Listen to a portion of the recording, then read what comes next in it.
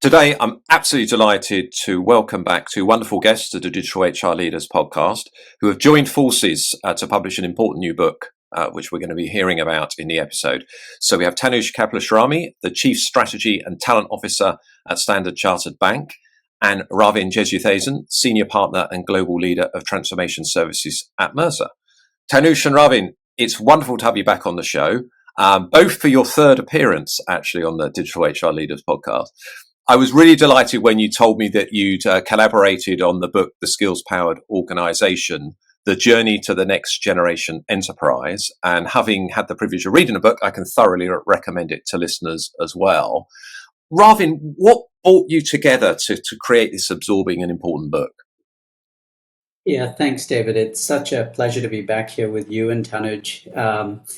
It's really fascinating because so on the heels of my previous book, Work Without Jobs, I was really intrigued by the work that Tanuj and her team at Standard Chartered were doing to drive more agility in the organization, to create a business model that was much more sustainable, and a business model that was built on these smaller building blocks of skills, as opposed to these headlines that limit both how work is done and, frankly, limit how people are engaged in businesses around this thing called a job. And so I was really intrigued by the journey that Standard Chartered Bank had been on. Tanuj and I had collaborated at a number of different speaking engagements. And I think we were at an event, Tanuj, maybe 3 years ago in London, and we were both speaking at it. And I looked at Tanuj and I said, hey, I'm thinking about my next book. Would you like to write it with me? And she was curious, and we got chatting, and just under 3 years later, here we stand with kind of a finished product. But Tanuj, am I recalling correctly? Or what if I missed out or, potentially blocked out in my mind? Now, firstly, it's great to do this with both of you. And David, thanks for inviting Ravin and me. You're absolutely right. I think Ravin and I have both been intrigued by the idea of skills, how the move from jobs to skill is going to be the next big transformational journey that organizations are going to are experiencing, sometimes without realizing it themselves. And we had spoken about it a few times, and I was delighted to have this opportunity of collaborating with Ravin and trying to create something which obviously builds on this thinking, but tries to make it quite practical for the readers in terms of, so what does this really mean? And it's been a fascinating process doing it. I'm almost feeling sad that the process of writing is now behind us, Ravin. Well, although in some respects that's always one of the best parts of having co-authored one book, that kind of period, because obviously the books, I'm not sure if it's going to be published just after we launch this episode or just before, but I think you're publishing it the sort of first week of October, I think, the book, Ravin. Is that right? Yes, that's right. Yeah, the book comes out on October 1st. October the 1st. So it may be that as you listen to this episode, your listeners, you'll be able to go in and pre-order the book as well. So Tanuj, just one quick aside. How did you find time to write a book when you're and recently obviously moved from being Chief People Officer to Chief Strategy and Talent Officer at Standard Chartered Bank? I just wonder how you managed to find the time to co-author a book as well. I have to say, doing it with Ravin, who is one of the most disciplined, I pride myself on being very organized and very disciplined, but having the opportunity of doing it with Ravin, who is supremely organized and disciplined, was very helpful. I have to say, because Ravin and I had spoken about this topic so much with each other and out in the open, it was so clear to us that our views were incredibly aligned. And so we were... actually didn't take us any time to get onto the same page in terms of what is it that we wanted to say. And I think both of us had very distinct voices, driven by our experiences over the last few years. And actually, it made the process so much easier. I mean, we didn't come together to just write this book. We had been talking. I mean, we've spoken about this topic at Davos a couple of times now, Ravin, and we've done it. So it was quite organic, actually, being able to just build on those conversations and convert it all into something which is sort of more enduring than our public appearances. Well, as you've both said, you've both been advocating, both separately and together, for a skills-based approach to work for a number of years. And Tanuj, I know, and you shared some on a previous episode of the podcast and other things that we've done together, both together on LinkedIn Live recently, and separately. I think we spoke at it was the Gloat event in New York as well. I think you were part of the panel there. So I know you've done a huge amount of work in putting this skills-based approach into reality at Standard Chartered. And I think sometimes it can, when we hear consultants talk about it, it can seem quite a nebulous thing, but you've actually put it into practice. From your perspective, why is it so important now, maybe more than ever before, that organizations start shifting towards a skills-based approach to talent management practices? I mean, David, there are a couple of factors, and I know we'll hopefully touch on a couple of them during the call today. I will start off by saying all of us, as individuals, as businesses, are experiencing and navigating rapid disruption in the world today. And changes in technologies, climate change, geopolitics. I mean, the amount of change that's happening in the world, which businesses are having to navigate, is phenomenal. What that really means is that the world of work is disrupting very quickly as well. The way work gets done, the kind of problems that are being solved, the human technology collaboration is completely disrupting.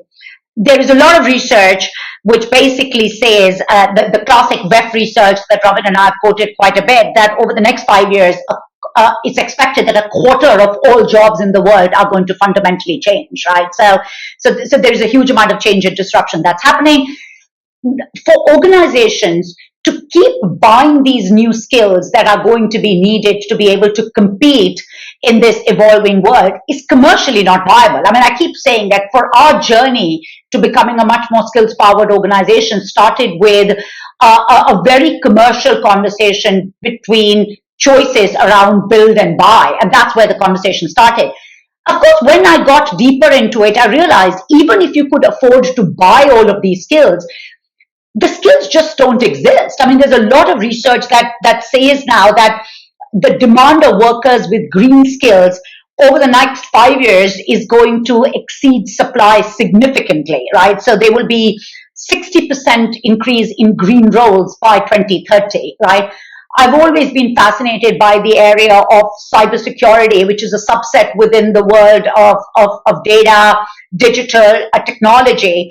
And there is a huge amount of research which says there are over 3.5 million of unfulfilled jobs in the world of cybersecurity. So even if you could afford to buy these skills, there's a huge shortage of these skills in the market. So the world of work is disrupting.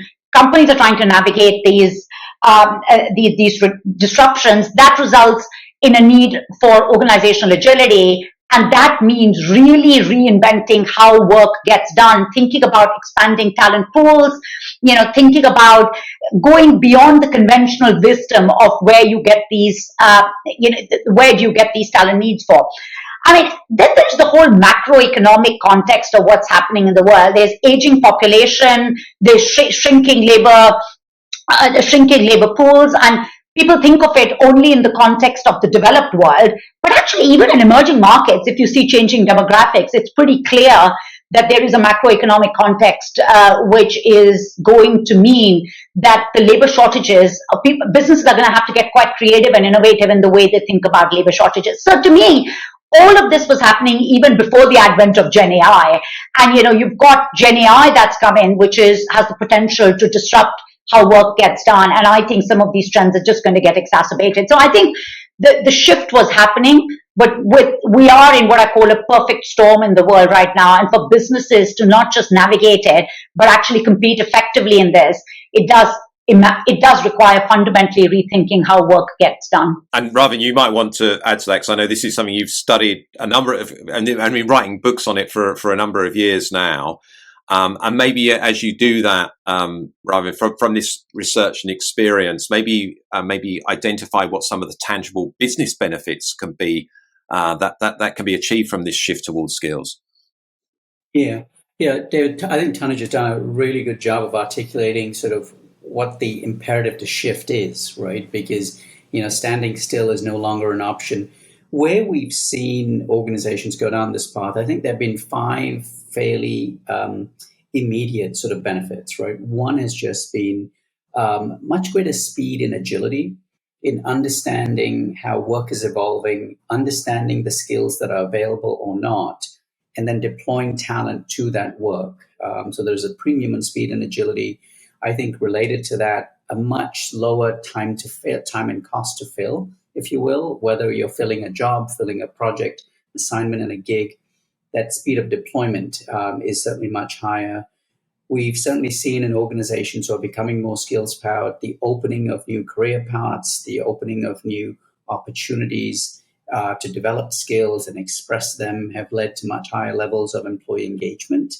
And then economically, what we've seen are organizations who have realized a step change in productivity. We've got a case study in the book where we talk about a global insurer that realized a 600% gain in the productivity of their data scientists by moving from a traditional job-based fixed model where that talent was bound up in IT to actually having a more agile talent pool where the talent was connecting to work through projects and assignments and gigs. And so again, just a quantum improvement in productivity. And then lastly, a step change in profitability. There's been so much discussion about Gen AI and whether it's actually delivering on the productivity promises that have been baked into so many corporate valuations. And what we're seeing is when you combine that conversation of the power of AI and automation with an understanding of the skills that are being rendered obsolete, the skills that are changing in application because of these technologies being augmented, if you will, and then the new skills being demanded, as Tanuj was talking about, what you get is a much higher order set of sustainable impact that has, in fact, the translation of that promise of productivity into real and sustained profitability improvements in the operating model. And I think that's key, isn't it? Because when you start actually seeing the business benefits that come from this investment, and let's be honest, it's not easy. Shifting from completely, going from jobs to skills is not easy, and you've got to think what's the business case for doing it, I guess, first before you even start. And maybe you identify certain parts of the organization. I know we're going to talk about this a bit later, but you identify certain parts of the organization that would maybe benefit initially from it, that's open to it, for an example. But once you start to see the business results, and I know Tanuj will probably talk a little bit about later about that business case at Standard Chartered as well, then you really start to see the benefit of this, and it kind of makes it worth the effort. Otherwise, why do it? And I think, from what you've said there, Ravin, it's in essence, it's about creating a sustainable organization. But I know we've spoken together as 3 of us, and individually of each of you I've spoken to as well. There are also some socioeconomic benefits to building a skills-powered organisation as well. Love to hear your views on that, Tanuj, because I know that is a big focus at Standard Chartered, the whole socioeconomic and diversity and well-being elements, I guess, as well. So, David, one of the growing gap between education and employability has been an area that I have been focused on for many, many years now. I grew up pre-liberalized India, and it was very clear to me even at that point in time that one of the biggest impediments to what I knew was going to happen in India over my lifetime is going to be this availability of skills. And although at that point in time we said availability of jobs and availability of talent, but this gap between education and employability, education institutions are not being able to keep pace with the kind of skills that are going to be needed in the world of work. And in my experience, that gap is only exacerbating. If you again think about Gen AI, the level of disruption that is happening by Gen AI in entry level of highly skilled jobs. So this is not just the old world automation that we know, is disruption happening in high level skills jobs. We know that to make the most of Gen AI potential, it's as much about technical skills, that's about human-centric skills, everything that's happening in the world of sustainability, green jobs, so the world of work is disrupting so quickly. The gap between education and employability is increasing very rapidly. And as the world changes, how do we ensure that communities don't get left behind has been a huge part of Standard Chartered's purpose as an organization. Our purpose as a bank is to drive commerce and prosperity through our unique diversity. Prosperity is not just of individuals, it's of businesses, of economies, of societies, of communities. And this skill building, which results in employment, is a huge part of that. And when we did our strategic workforce plan, and we did our first strategic workforce plan several years before Gen AI became a thing, it became very clear to us that even before Gen AI, the new jobs that were coming up and jobs that were going away, if we overlaid that with gender and ethnic minority demographics, it was so clear to us that the percentage of women in our workforce is going to reduce because there were just not enough women coming up in areas that were going to become hugely desirable for the new jobs that were going to come up. And, we've always had a challenge with percentage of women in STEM-related fields. I think the percentage of women in jobs coming up in the world of Gen AI is even lower. So there's a real fear that that gap increases. It's the same with people from ethnic minorities. So a huge part of our endeavor to do reskilling at scale, it was hugely commercial. I mean, there's published data which says is USD 49,000 cheaper, and this research is a few years dated now, cheaper to reskill and redeploy than to hire externally, right? So there is very clear research in UK that's been done.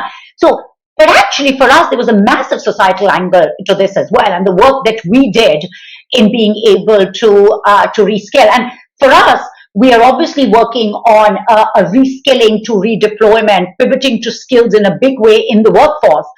But Future Makers, which is part of our big philanthropy effort, is focused on youth unemployment externally. So the work that we are doing in our communities externally is focused on in skill building to generate employment within the communities within which we operate. So, since 2019, in our Future Makers program, 45,000 young people have entered employment, 70,000 jobs have been created.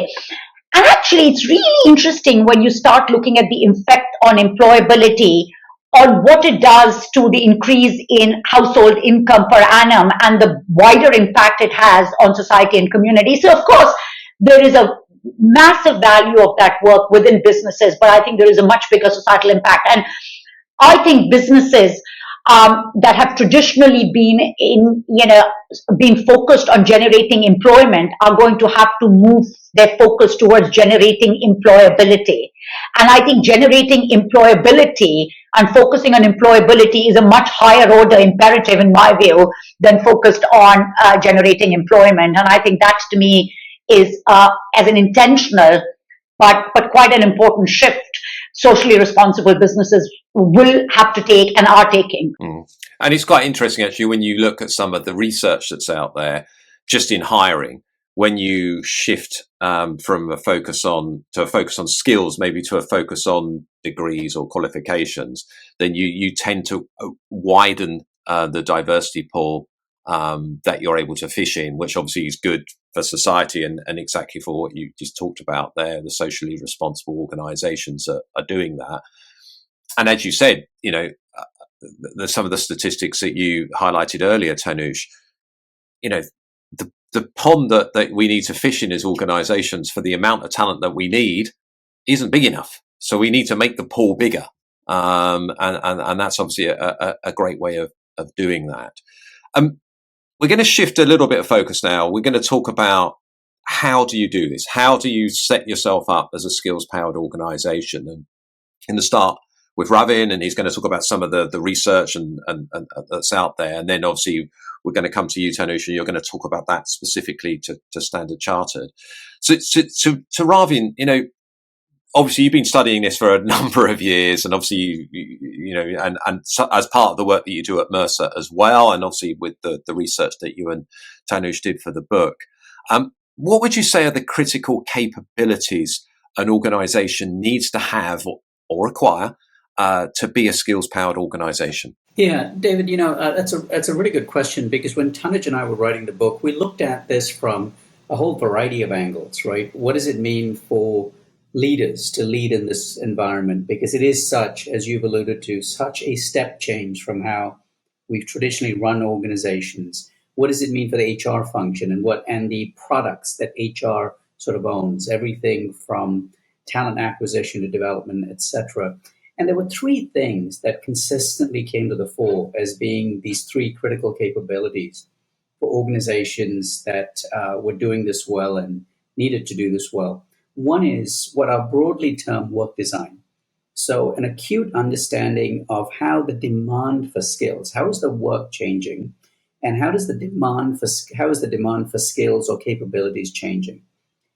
Paired with that, sort of an acute understanding of what's the supply of skills and capabilities in the organization, whether that was employees today, whether that was AI today or AI to come, gig workers out there, etc. And then this capacity for organizations, leaders, HR, line managers, with the right tools, technologies, processes, to be able to with real insight, design the optimal combinations of different solutions to meet that demand. Where does process automation potentially step in to substitute and take on highly repetitive rules-based work? Where might generative AI augment the skills of someone you already have? So this broad bucket of work design was something that emerged as kind of a critical capability. Once we've gotten that work design piece nailed, understanding the demand and the supply, etc., how do we close those gaps by making talent development and skill development specifically a critical underpinning of the organization's operating model and strategy? Do we have the ability to understand how do we upskill, reskill, and outskill at real scale and speed? So sort of not your grandfather's learning and development, if you will, or grandmother's learning and development, but true skill development as a core capability of the enterprise. In much the same way any capital plan has, property, plant, equipment in that plan. It's got infrastructure investment. In the same way, skill investment being sort of a critical part of that. And then the third dimension is to ensure that we're not just doing development for the sake of development. And as we all know, we've had many, many years of where organizations have invested in development and not realized a return. And so how do we address that is by ensuring that we've got deployment at scale and speed, as the third capability. So we've understood the demand and supply signals, we've developed the skills to close the gaps, and now we've got mechanisms in place to deploy those skills at scale and speed back to the work that requires them. So we're not developing and waiting for something to hit, but we've actually got the mechanisms for deployment. And that's where, as we looked at these three capabilities, David, unsurprisingly, data and technology were two really pivotal enablers. Having the right data to be able to do all of this accurately and precisely, and the right technology to be able to enable these three capabilities to function in concert to deliver on some of the economic and other returns that we started off this conversation with. And I think, listening to you there, Ravin, and obviously studying this ourselves at Insight 222, it's kind of bringing together maybe traditional silos in HR, such as learning and development, talent mobility, if you want to call it that, workforce planning, and then the data element as well, as you said, to understand demand and supply. It's kind of bringing that together. It's almost like skills, and this isn't my wording. This was IBM. Skills are acting as the silver thread that kind of links all those things together, which I think is quite interesting. And actually, if we want to be a proper business function in HR, joining what were traditional silos together is an important part of doing that. Would you agree? Yeah, completely agree, David. And one of the things that Tanuj and I have talked about at some length is ensuring that work design is not something that we outsource to the business, but is acutely a part of what HR plays a role in. Because my argument has often been nobody understands work and jobs better than HR. They're the ones who need to orchestrate and architect this.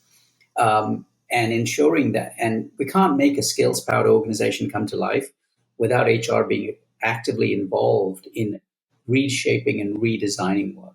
Can I just add to this? And I think, David, it's such an important point, right? When I talk about this move to becoming a much more skills-powered organization, the conversation very quickly comes down to, training programs and future-focused skills. And actually, to do this well, as Ravin says so eloquently, it's about fundamentally deconstructing the system. You've got to change the whole system. And that's the difficult, but also the more exciting part. And actually, this is a multi-year journey. This is not something which there is a magic wand. I mean, the book starts off with my favorite bit, which I quote very often. I mean, you've got to understand, companies are structured today. The way companies are structured today is a product of the second industrial revolution. So this idea of job descriptions, reporting lines, hierarchies, people being assessed on the basis of their job description, clocking in, clocking out. The organizations were designed for a very different time, and we are now talking about an operating system for a very, very different world. And to me, it starts off with deconstructing jobs to really get down to what is the work that's being done. And that is a piece of work which HR departments will have to upskill themselves on. You cannot delegate that. And then going and challenging. One of the things that we've been doing a lot in Sanchart is coming down to every recruiting manager being able to, when they are thinking about a task or a piece of work that needs to be done, not a job that needs to be filled, you've got to make very intentional choices around buying, building, borrowing talent. You can buy it, and the reality is you can only buy it in our case when it's in certain areas where we know we don't have enough skills internally. We are being quite prescriptive in a very engaged way. Otherwise, you build, where we believe you've got loads of skills which have got adjacencies to what you know, or you can borrow skills via the internal gig economy that we have created, because actually the work might just require some skills which does not translate into a permanent FTE. It requires skills which, so to get to that level. And then when you start thinking about talent management, when you start thinking of potential assessment talent management, moving away from past performance being a predictor for future success or future potential, to really thinking about motivation levels and learning agility as being a predictor for future potential and identification of talent. So actually, it's, how you're recruiting, what are the choices that are being made, how is talent management happening, how is work being deconstructed, what are the kind of learning and development initiatives, how do you get skills into the vernacular of the company. It's actually tackling it across the entire ecosystem. And I think that leads really nicely to the next question, Tanuj. As you rightly said, that the currency of work for the last 100 years or so has been the job. I've seen you've both written about this. Shifting towards skill, it's a big change, and it's clearly going to require a massive change in leadership behaviour to make that successful and to really cement it and reinforce it. So I'm curious, how did you address that at Standard Chartered, and what was the shift in leader behaviour that was necessary for implementing a skills-powered approach? So look, David, we've done a huge amount of work. From the time we started talking about this shift, we started engaging with our people leaders. And by this, I don't mean just the senior most leaders. I mean all our circa 14,000 people leaders in the company on making this pivot to becoming a much more skills-based organization. And the focus was building the capabilities of these people leaders to lead a skill-based organization, but also to shift their mindset, because leadership is a skill, and to think about leadership as a key enabling skill or a key human-centric skill in making this transition was as much a capability shift as it was a mindset shift. So we've followed a three-pronged approach. One is being very clear on defining the leadership that is needed. We co-created a leadership agreement with our leadership council. Our leadership council is a cross-functional bunch of leaders who come together and talk about leadership as a strategic lever we need to pull to deliver on our strategy and our business aspirations. We created a leadership agreement. Leadership agreement is based around aspire, inspire, execute. So we talk a lot about aspiration, inspiration, and execution. And in our leadership agreement, we talk about the shifts that need to be done and what are the underlying skills that will help you make that shift. And we did a very public signing of the leadership agreement. We encouraged our leaders to sign on the leadership agreement, which got quite a bit into what are the behavioral and the skill shifts you need to make to become a senior leader. So there was a piece around defining. The other was developing. I think learning and development is a huge part of it. Modernize learning programs.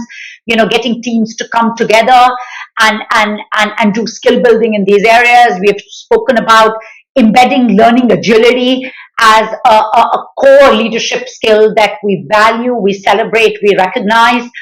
I do a monthly global people leader call where we invite all people leaders from all walks of life, and we talk about leadership challenges. What does this pivot to becoming a skill-based organization means, and how do we make them flag bearers of becoming a skill-based organization? How do we start thinking of themselves as talent sharers, not talent holders? And a lot of these in a very open way. So, as opposed to being preachy, what we try and do in our people leader call is talking about the challenges very openly, because they are real challenges. You're trying to run a traditional business in a way where you're disrupting the thinking around how talent flows to work.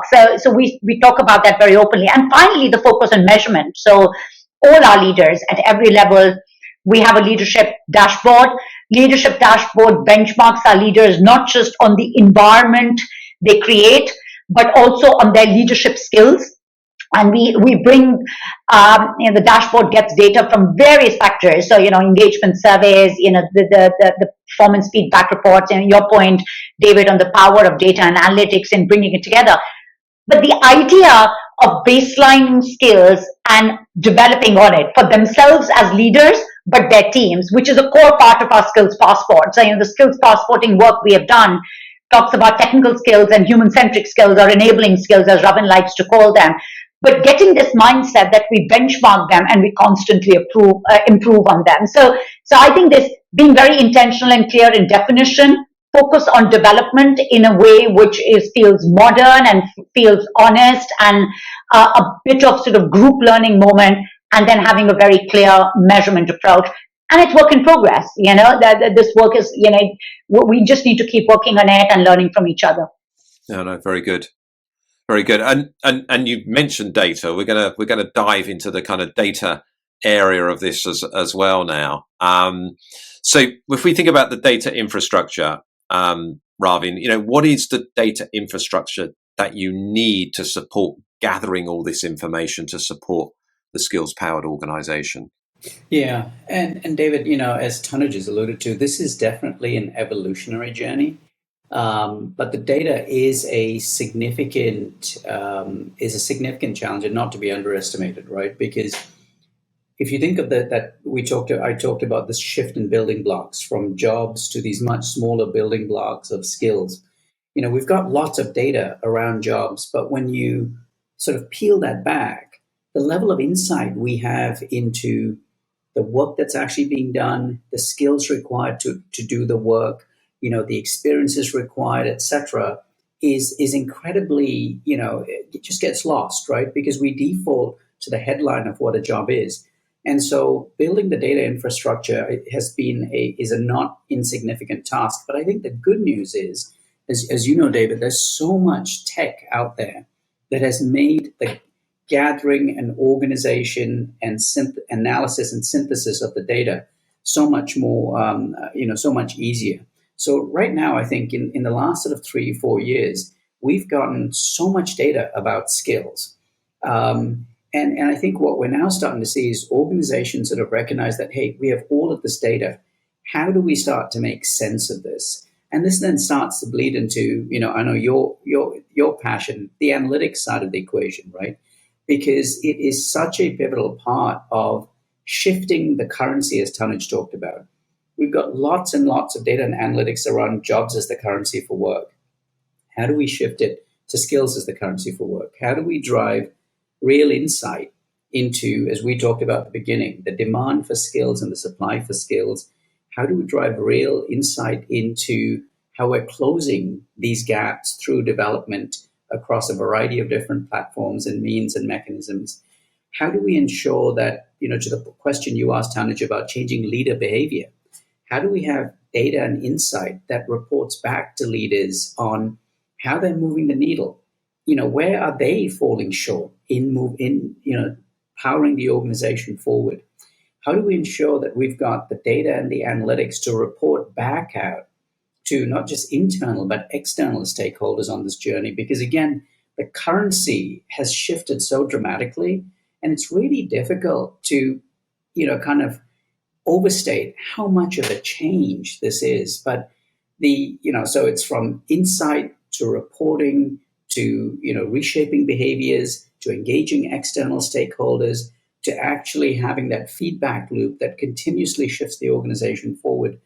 And I think what's, where the lift becomes worth it, right, is because the prize is so significant, as we talked about at the beginning, but also, as Tanuj said at the beginning, we no longer have the luxury of saying, future of work and this skills thing is sort of over there, because it's absolutely here and real at Standard Chartered Bank. It absolutely is for so many other organizations. But, harnessing the infrastructure of data and analytics and the tech is going to be the thing that powers the path forward. And just before I come to you, Tanuj, a little bit more on that, Ravin. I hear from organizations, we want to do skills, but our data's we haven't got the right data, or they think about it as trying to do it across the whole organization, whereas maybe, again, I'd love to hear it from you, maybe find somewhere where there's a problem and start there.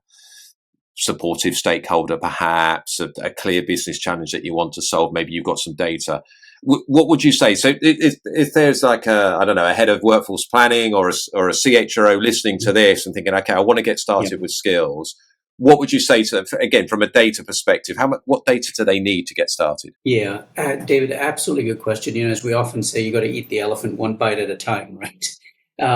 So I think it's really important to start both, narrow as well as with use cases that cut across, which are so narrow and shallow, if that makes sense. Narrow would be, we're implementing new technology.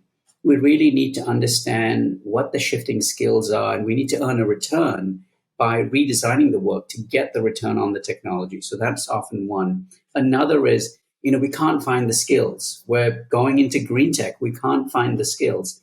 How do we get crisper and clearer about the skills we really need? Because in both of those instances, you've got a really strong business case for skills, right? It's tied to a strong commercial imperative. So that's where you might go deep around a couple of triggers. The other might be, our talent acquisition. And David, I know, and you've never heard this before, our talent acquisition process is broken. It's so much easier for our people to find jobs outside the company than within the company. Well, how do we start to make skills the currency across that one narrow process so that we have a little better insight into what skills do we actually have in the organization? So that might be enterprise-wide, but it's a fairly shallow use case that starts a conversation with leaders about, hey, did you know, right? We're spending all this money outside on acquiring this talent, and we've got these 30 or 40 people over here who actually have these skills, who have these interests, and it starts a conversation. So I think for anyone looking to start, I might consider both of those, the narrow and the shallow. Can I just add to this very quickly, David? I 100% agree with Ravin. When we started our journey, there were things we did firm-wide.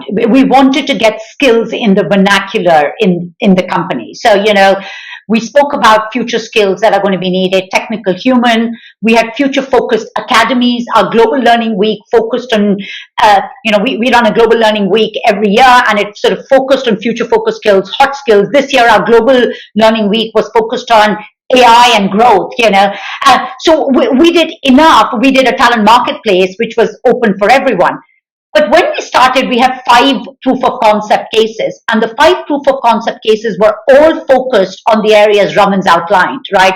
There's a massive growth opportunity in a particular line of business, which required huge amount of talent being acquired in a very short period.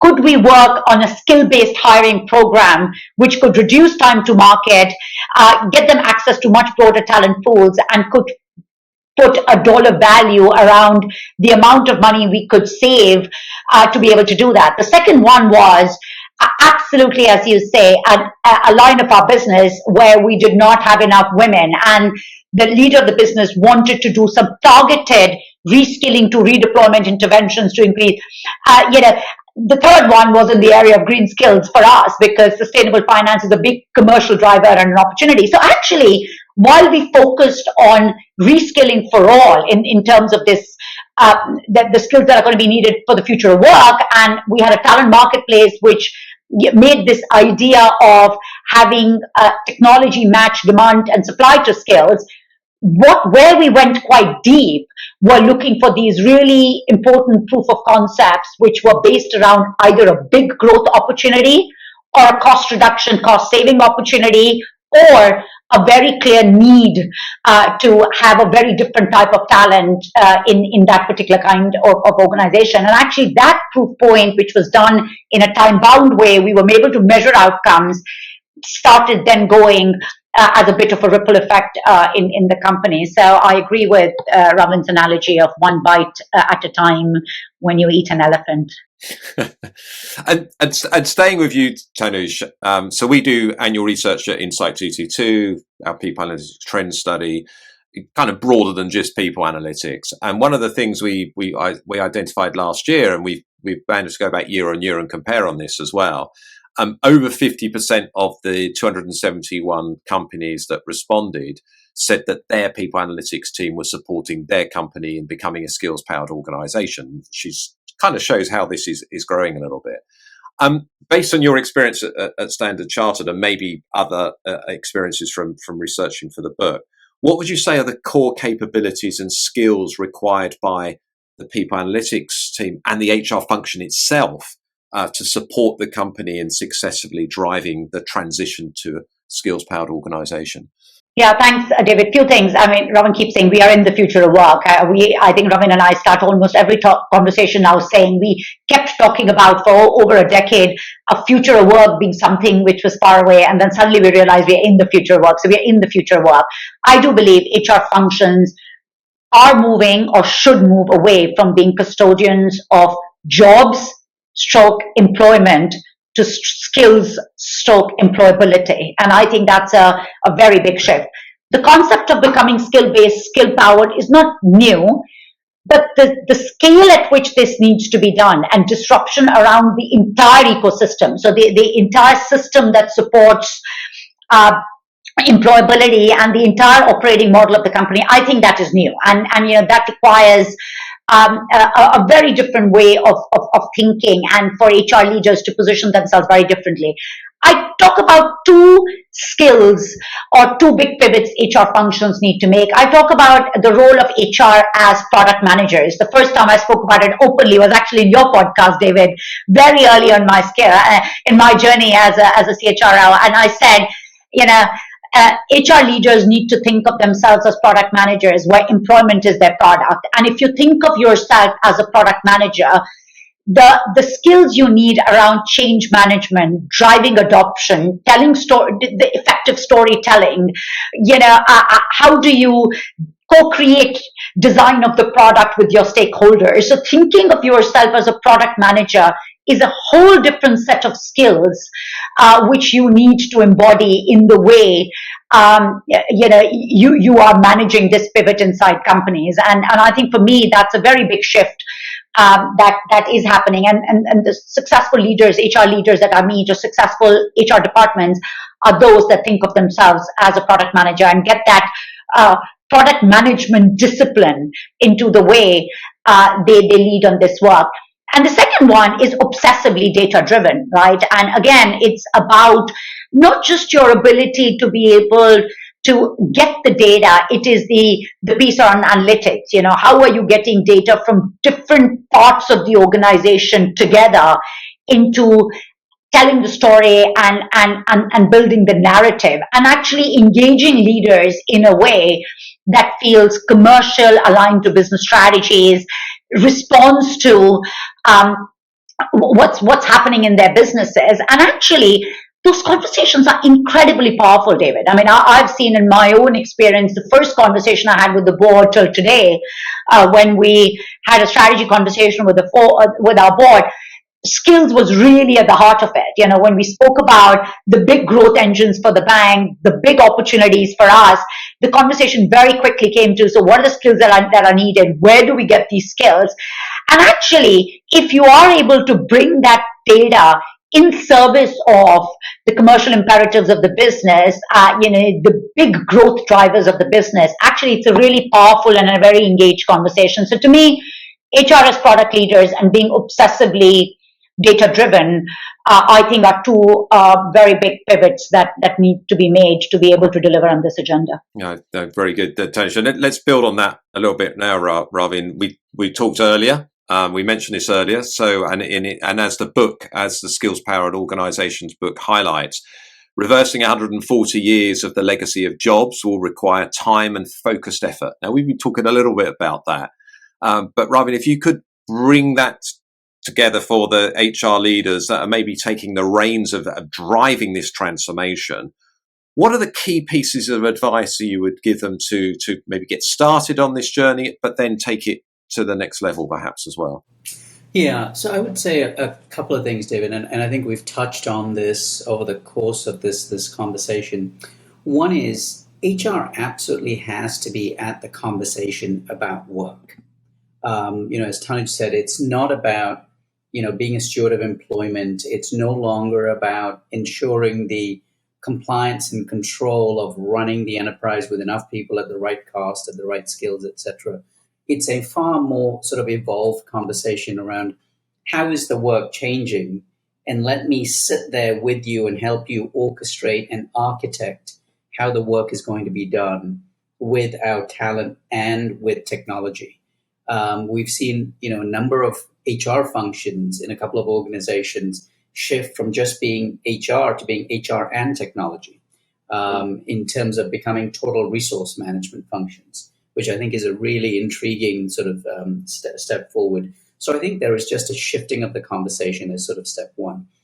I think the second is, as Tanuj said, having real insight into how does everything that we've traditionally done and things we've not done in the past align to sort of meeting this need of redesigning and re-architecting work and ensuring the supply of skills is there in a steady, predictable, and orchestrated fashion. And that, I think, goes back to some of HR's traditional services. It also goes to a bunch of other services that they may not have traditionally provided. So I'll give you one example. I've got a client I'm working with at the moment where they've actually said to all of their HR BPs, we are going to make work design a systemic capability of this function. And from this point on, Mr. or Ms. HRBP, we're going to redesign these roles. We're going to shift a bunch of work into our service centers. And we're going to make this capability of work design systemic. And we're going to re-architect some of our core leadership processes. So a leader, when he or she is trying to resource new work, they're going to go through a different process that involves you as the HRBP partnering with them with a new toolkit for helping them think about how the work is going to be done and ensuring that we're tapping into all of these different options we have. It came on the heels of the organization introducing their own large language model and saying, if we're going to be using Gen AI, we have to get a return on it. We can't do what many companies have done, which is let's just give everyone access and somehow hope that magic happens and we get this productivity lift for the investment. So they wanted to be a bit more intentional as to how they did that. But it was fascinating to see how they connected the dots, right? Technology investment changed the leaders changed the behavior of leaders, changed the way the HR function is operating, and create the space for HR to actually step into this new way of working. So I think those are some of the big, the big opportunities, David, for HR starting to rethink how it plays and frankly leads on this particular journey? Yeah, I think that's a nice link to Tanuj, the kind of evolution of your role. I mean, Ravin mentioned that HR has to be at the conversation about work, about strategy. We can't be in a position where HR is the receiver of strategy and is just to implement it from a people perspective. Now, obviously, your role at Standard Chartered has recently evolved from being Chief People Officer to being Chief Strategy and Talent Officer, which suggests that you are bringing very much strategy and the people or talent element together. I don't know if you could talk to that a little bit and how your role has evolved. Yeah, no, thanks, David. And I agree. I think actually, if you look around in businesses, you see far more examples of skill-based appointments that we give ourselves credit to. And I think the real trick for us is how do we industrialize it and deliver it at scale, right? I mean, yeah, for a lot of us, if you look at our careers, it was somebody taking that punt on you and making an appointment on the basis of core skills that you got into the table, as opposed to what have you done for the last 10 years or what's your education background or what degree you've had. The challenge is how do you scale it? So in my current role, I'm the Chief Strategy and Talent Officer, which is obviously designing the strategy, working with business leaders, looking at the trends externally, internally, looking at what's happening in the space, but then thinking about how do you operationalize that strategy by having several levers. So in our case, I look after the HR organization. I look after corporate affairs, but brand and marketing, I look after our supply chain. But if you think of it, it's about your strategy, but then how does that link into your client value proposition, your employee value proposition?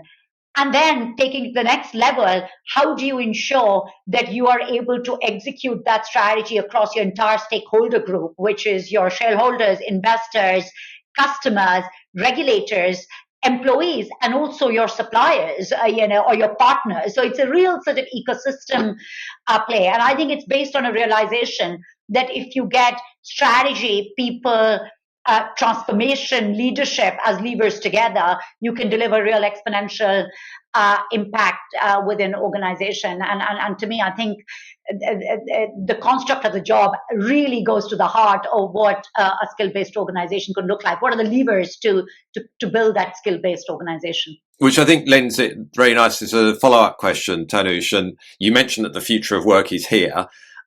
Looking ahead, what is your vision for the future of work in a fully realized, skills-powered world? Look, I have two things, David. Skills becoming a currency of work flowing not to jobs but to skills. And it sounds like a statement, but if done well, I think it has a massive power to unlock untapped productivity potential within the company, drive higher levels of innovation, and then, most importantly, deliver purposeful, meaningful, joyful work to the workforce. And I think if done well, there is a huge opportunity to build an ecosystem which is not just good for business, but it is good for employees and creates a much more inclusive work environment. So I think for me, that's the big trend. The second one actually is very close to what Ravin just said. I really feel bringing together an ecosystem where you have seamless integration of data and technology from various sources. In traditional HRIS system, the recruitment data you hold, staff satisfaction, staff surveys, the skills data we hold on, being able to create a system that is integrated, it's automated, and it gives super personalized experience to colleagues to be able to maximize on that potential. So there is a business angle to it, but there's a massive employee angle to it. And actually, why is the second one important? Because it's very clear, if you look at the new generation that are coming into the workforce, they won't have one job for life, and actually they'll have multiple gigs at the same time. And I think my vision is how do we create that seamless experience for them working inside large corporations? So I think those would be my two bets. I don't know, Ravin. What is your vision, Ravin?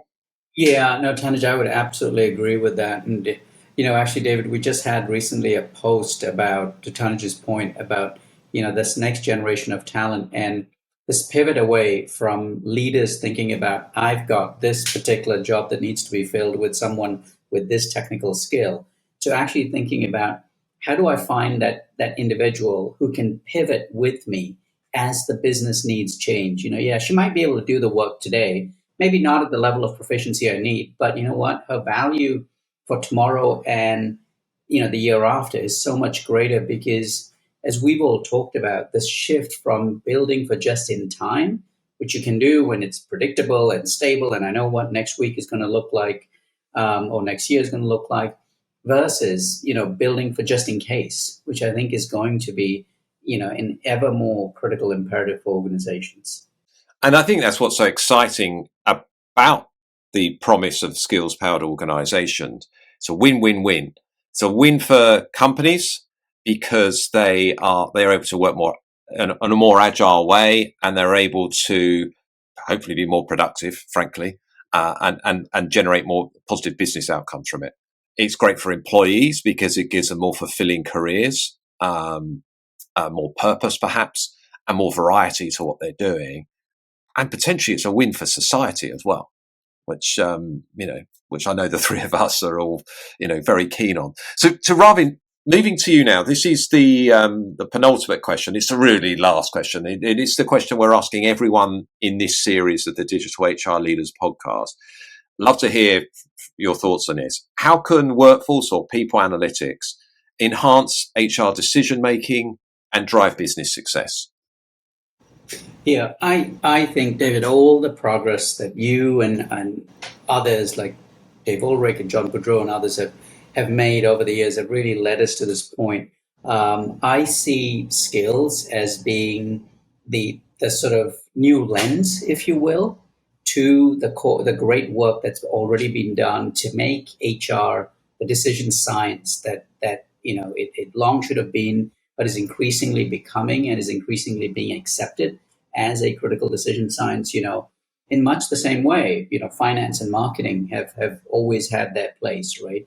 And I think what's really fascinating is as we see more data, as we see more analytics, as we sort of have better models and frameworks, whether that's work design, whether that's workforce planning, whether that's, as Tanuj talked about, an analysis of engagement and sentiment, etc., all of which we can clearly link to a set of economic outcomes.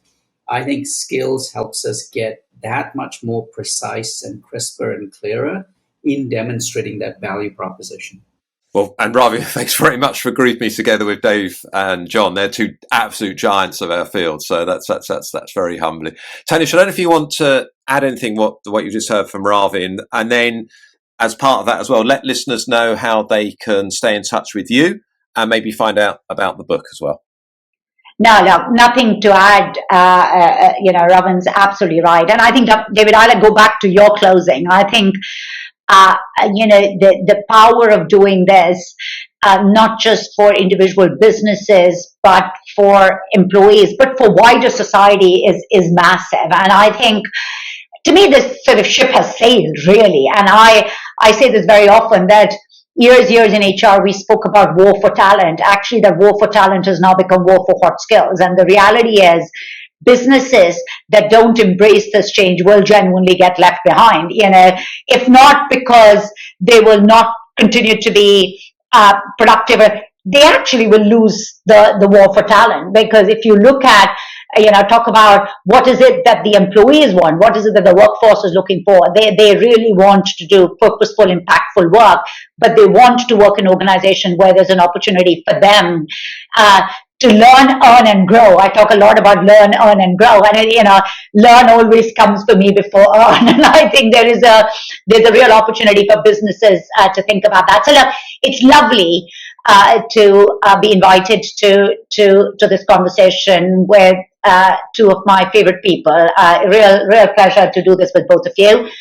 For people who are interested in this topic and other things, I'm on LinkedIn, and Ravin and I both talk about topics related to skills and other topics via LinkedIn accounts. So I think that's the best way to stay in touch. Thank you, Tanuj. And Ravin, same for you, yeah? That LinkedIn's the best place. And how can people find out more about the book? Yeah, thanks, David.